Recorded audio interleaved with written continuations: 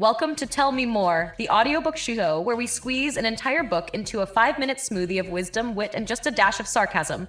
Because who has time to read when your attention span is shorter than a TikTok dance? Whether it's self-help, sci-fi, or that one classic you pretended to read in school, we break it down, shake it up, and serve it to you with zero spoilers and plenty of sass. Think of us as your book club's cooler, more rebellious cousin, the one who skimmed the book, made a meme about it, and still had the hottest take. And hey, if you're enjoying this chaos disguised as culture, smash that follow button on all the socials.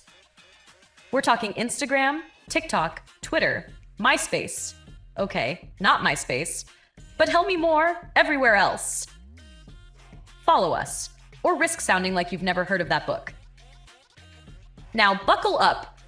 Brainiac, your 5-minute literary roller coaster, is about to begin.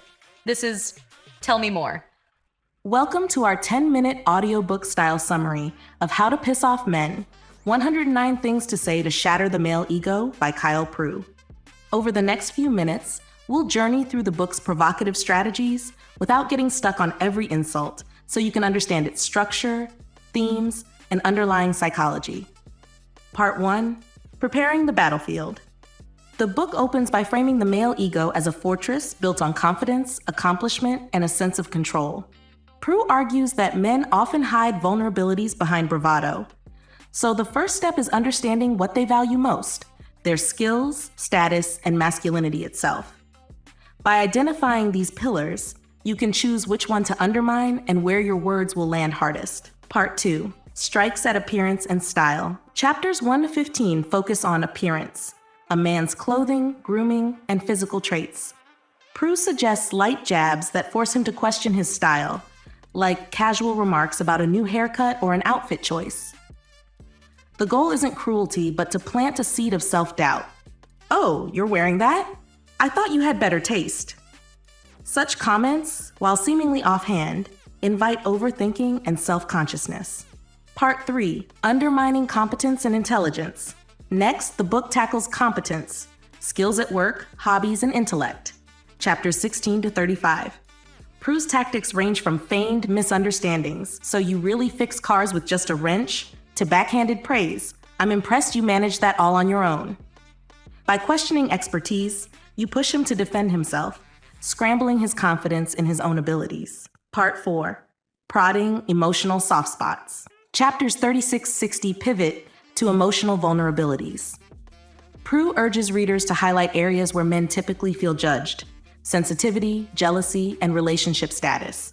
Asking pointed questions like, "Doesn't it worry you? You're the only one of your friends still single," can trigger insecurity about their social and romantic lives, leaving them flustered.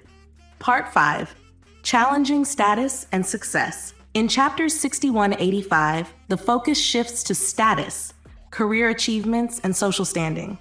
Prue's examples include subtle comparisons: "My friend just got promoted twice this year. What's your secret?" Or casual dismissals: "Oh, you're still at that company." These tactics force him to justify his accomplishments or risk feeling inadequate. Part 6, Poking at Relationships and Loyalty. Chapters 86 to 100 delve into relationship dynamics, friendships, family ties, and loyalty. Comments like, "Your brother still rubbing off on you?" cast doubt on his independence and emotional bonds. By sowing discord, these barbs can make him question the support network he relies on.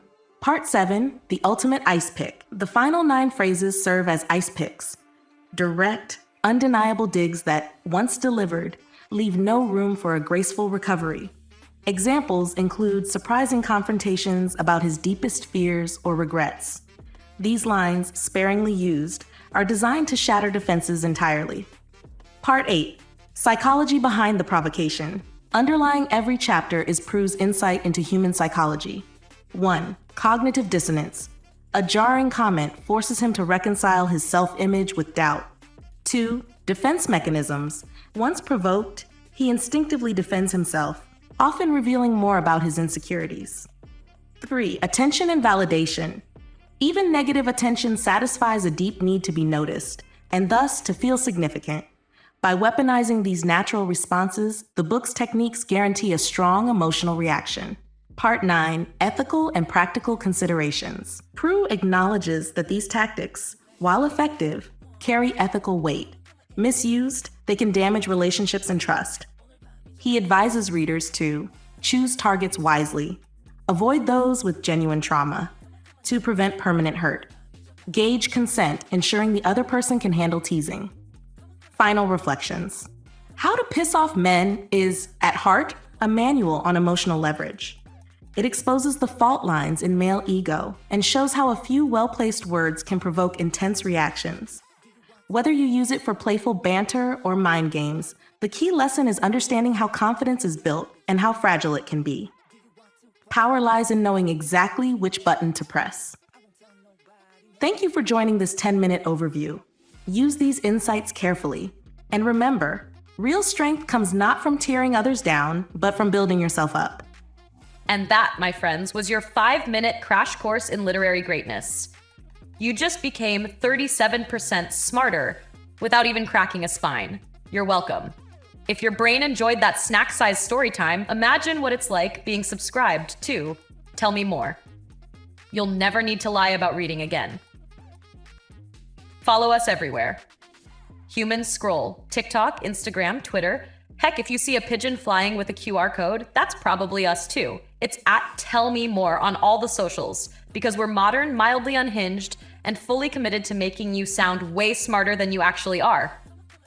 So subscribe, or be doomed to nod silently at book club forever. This has been Tell Me More, where books meet brevity and attention spans come to thrive. Until next time, go pretend you read it.